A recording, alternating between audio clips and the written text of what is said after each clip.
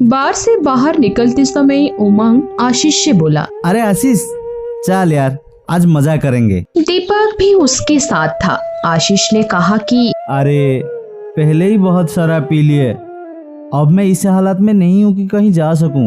उमंग और दीपक ने आशीष की बात नहीं सुनी। उसे पकड़कर जबरदस्ती कार में बिठाया और एक होटल में जा पहुंचे। वहां पहुंचकर उमंग और दीपक ने एक कमरा लिया। उन दोनों ने पहले ही फोन पर इंतजाम कर लिया था, तो होटल का एक स्टाफ उनके कमरे में एक लड़की को लाया। उमंग ने उस स्टाफ को पैसे दिए। वो लड़की को वहीं छोड़कर चला गया। वो बहुत मामूली सी लड़की थी। लगता था कि वो पहली बार इस तरह काम कर रही थी, क्योंकि उसके चेहरे पर घबराहट के भाव थे। उसके कपड़े भी साधारण थे और कई जगह से फटे हुए थे। आशीष उस लड़की के चेहरे को एकटक देख रहा था। उसे उसमें मासूमियत और घबराहट के मिले जुले भाव नजर आ रहे थे, जबकि उमंग और दीपक उसको केवल हवस की नजरों से देख रहे थे। तभी उमंग लड़खड़ाते हुआ उठा और उसने दीपक और आशीष को बाहर जाने के लिए कहा। वो दोनों बाहर आ गए। अब कमरे में केवल वो लड़की और उमंग थे। उमंग ने अंदर से कमरा बंद कर लिया। आशीष को ये सब बिल्कुल भी अच्छा नहीं लग रहा था, लेकिन उमंग और दीपक ने इतनी ज्यादा शराब पी ली थी कि उन्हें होश भी नहीं था कि वो क्या कर रहे हैं। काफी देर हो गई तो आशीष ने दीपक को कमरे में जाकर देखने को कहा। दीपक शराब के नशे में चूर था। लड़खड़ाता हुआ कमरे के दरवाजे पर पहुंचकर उसे खटखटाने लगा। काफी देर के बाद लड़की ने दरवाजा खोला।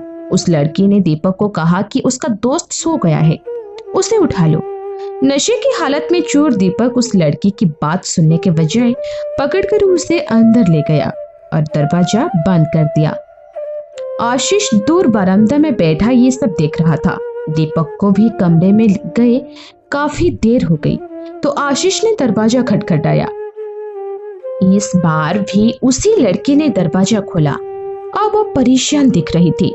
उसने आशीष की तरफ देखा और कहा, बाबू, ये लोग कुछ भी नहीं कर रहे हैं और मेरा पैसे भी नहीं दे रहे हैं। मुझे पैसे की जरूरत है और जल्दी घर भी जाना है। ये कहते हुए उस लड़की का गला बैठ सा गया। आशीष ने लड़की को अंदर चलने को कहा और थोड़ी देर में उसे उसी होटल के दूसरे कमरे में ले गया। उसने जाते हुए देखा कि उमंग और दीपक शराब में चूर बिस्तर पर पड़े थे। आशीष ने दूसरे कमरे में उस लड़की को बैठने को कहा। लड़की घबराहट हुए बैठ गई। वो लड़की थोड़ा जल्दी में लग रही थी। आशीष ने उसे पास रखा पानी दिया, जिससे वो एक सांस में पी गई। पानी पीने के बाद वो लड़की खड़ी हुई और आशीष से बोली, बाबू, अब जो करना है जल्दी करो, मुझे पैसे लेकर जल्दी घर पहुंचना है। आशीष को उसकी मासूम बातों पर हंसी आ रही थी। उसने उसे पैसे दे दिया। उसने पैसे रख लिया और आशीष को पकड़कर बिस्तर पे ले गई और अपने कपड़े उतारने लगी। आशीष ने उसका हाथ पकड़ा और कपड़े खोलने को मना किया। तब वो लड़की बोलती है, नहीं बाबू, कामिनी ऐसी लड़की नहीं है जो बिना काम के किसी से भी पैसे ले ले। मैं गरीब जरूर हूँ, लेकिन भीख नहीं लूंगी। आशीष अब बोल नहीं पा रहा था। तभी कामिनी ने आशीष का हाथ पकड़ा और उसे बिस्तर पर ले गई। ये सब इतना जल्दी में हुआ कि आशीष कुछ कर नहीं पाया। कामिनी ने जल्दी से अपने कपड़े उतारे और आशीष के भी कपड़े उतारने लगी। अब कामिनी आशीष के इतने नजदीक थी कि उसके मासूम चेहरे को वो बड़े प्यार से देख रहा था। वो कामिनी की किसी बात का विरोध नहीं कर पा रहा था। उसके मासूम हाव भाव वो चेहरे से आशीष की नजर हटती, तब तक कामिनी सब कुछ कर चुकी थी। कामिनी ने जल्दी से कपड़े पहने और होटल के कमरे से बाहर निकल आई। आशीष अभी भी कामिनी के ख्यालों में खोया हुआ था। समय बीतता गया, लेकिन आशीष के दिमाग से कामिनी नहीं निकल पा रही थी। एक दिन आशीष बाजार से सामान खरीद रहा था। उसने देखा कि कामिनी भी उसके पास की दुकान से सामान खरीद रही है। आशीष उसको देखकर खुश हुआ। उसने कामिनी को आवाज दी तो कामिनी ने मुड़कर देखा और फिर दुकानदार से सामान लेने में जुट गई। आशीष उसके पास पहुंचा। कामिनी ने आशीष की तरफ कोई ध्यान नहीं दिया। कामिनी ने सामान खरीदा और दुकान से बाहर निकल गई। आशीष उसे पीछे से आवाज देता रहा, लेकिन उसने अनसुना कर दिया। कुछ दिन के बाद आशीष को कामिनी फिर दिखाई दी। उस दिन आशीष ने कामिनी का हाथ पकड़ा और उसे भीड़ से दूर खींचकर ले गया और उसने उसकी पिछली बार की हरकत के बारे में पूछना चाहा तो आशीष के पैरों की जमीन खिसक गई। उसने देखा कामिनी का चेहरा पीला पड़ चुका था और वो बहुत कमजोर हो गई थी। उसने अपनी फटी चुनरी से अपना पेट छिपा रखा था, जो कुछ बाहर दिख रहा था।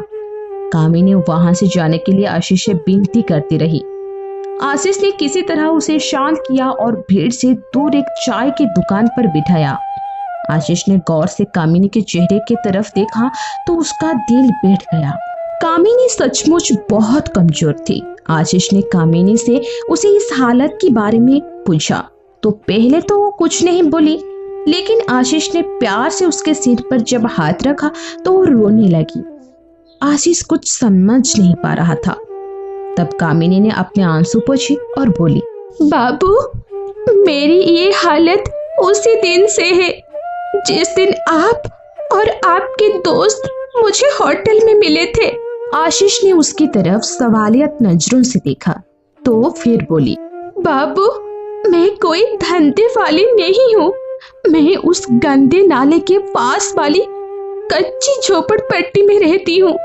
उस दिन पुलिस मेरे भाई को पकड़कर ले गई थे क्योंकि वो गली में चरस गंजा बेच रहा था। उसे जमानत पर छुड़ाना था और मेरे माँ बाप के पास पैसा नहीं था। अब मुझे ही कुछ करना था। मैंने अपने पड़ोस में सबसे पैसा मांगा, लेकिन किसी ने नहीं दिया। निराश होकर मैं बैठ गई तो मेरी एक मौसी बोली कि इस बेरहम जमाने में कोई मुफ्त में पैसा नहीं देता। मौसी की ये बात मेरी समझ में आई और मैं आप और आपके दोस्तों तक पहुंच गई।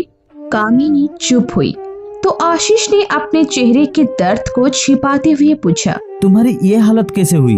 बाबू, ये जानकर आप क्या करोगे? ये तो मेरी किस्मत है। तब आशीष ने फिर जोर दिया तो कामिनी बोली, बाबू, उस दिन आपके दिए गए पैसे से मैं अपने भाई को हवालात से छुड़ा लाई। तो भाई ने पूछा कि पैसे कहाँ से आए। मैंने झूठ बोल दिया कि किसी से उधार लिए हैं। थोड़ी देर चुप रहने के बाद वो फिर बोली, बाबू, सबने पैसा देखा, लेकिन मैंने जो जिस्म बेचकर एक जान को अपने शरीर में आने दिया तो उसे सब नाजायज कहने लगे। और जिस भाई को मैंने बचाया था वो मुझे धंधे वाली कहने लगा और मुझे मारने लगा। वो मुझे रोज मारता है। ये सुनकर आशीष के कलीजे का खून सूख गया। ये सब के लिए वो खुद को भी कसूरवार मानने लगा। उसकी आंखों में भी आंसू छलक आए थे। कामिनी ने देखा तो बोली, बाबू, इसमें आपका कोई कसूर नहीं है। अगर मैं उस रात आपको जिस्म नहीं बेचती तो किसी और को बेचती, लेकिन बाबू, उस दिन के बाद से मैंने अपना जिस्म किसी को नहीं बेचा। ये कहते हुए वो चुप हुई और कुछ सोचकर बोली, बाबू, उस रात आपके अच्छे बर्ताव को देखकर मैंने फैसला लिया था कि मैं आपकी इस प्यार की निशानी को दुनिया में लाऊंगी और उसी के सहारे जिंदगी गुजार दूंगी, क्योंकि हम जैसी गरीब लड़कियों को कहाँ कोई प्यार करने वाला जीवन साथी मिलता है। इतना कहकर कामिनी का गला भर आया और वो आगे बोली, बाबू, ये आपके निशानी है और मैं इसे दुनिया में लाऊंगी, चाहे इसके लिए मुझे मरना ही क्यों ना पड़े। इतना कहकर वो तेजी से उठी और अपने घर की तरफ चल दी। ये सुनकर आशीष ने जैसे जम गया था। वो कुछ कर भी नहीं पा रहा था। उसने फैसला किया कि कल वो कामिनी के घर जाकर उसे शादी की बात करेगा। वो राज आशीष को लंबी लग रही थी। सुबह आशीष जल्दी उठा और शीघ्र कामिनी के घर की तरफ चल दिया। वो उसके मोहल्ले के पास पहुंचा तो एक जगह बहुत भीड़ जमा थी। वो किसी अनहोनी के डर को दिल में लिए भीड़ को चीर कर पहुंचा तो उसने देखा तो जैसे उसका दिल बाहर निकलने की कोशिश कर रहा था। कामिनी जमीन पर पड़ी थी, उसकी आंखें खुली थी और चेहरे पर वही मासूम मुस्कुराहट थी। आशीष ने जल्दी से पूछा कि क्या हुआ, तो किसी ने बताया कि कामिनी के भाई ने उसे चाकू मार दिया है, क्योंकि सब कामिनी के पेट में पल रहे बच्चे की वजह से उसे बेइज्जत कर रहे थे। आशीष पीछे हटने लगा। अब उसे लगने लगा था कि वो गिर जाएगा।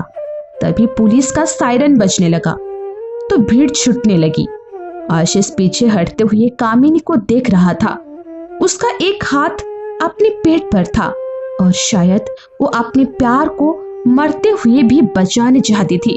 उसके चेहरे पर मुस्कुराहट ऐसी थी जैसे उन खुली आंखों से आशीष को कहना चाहती हो कि बाबू, ये तुम्हारा प्यार की निशानी है, पर इसमें तुम्हारा कोई कसर नहीं है। आशीष पीछे मुड़ा और अपने घर पहुंचकर रोने लगा।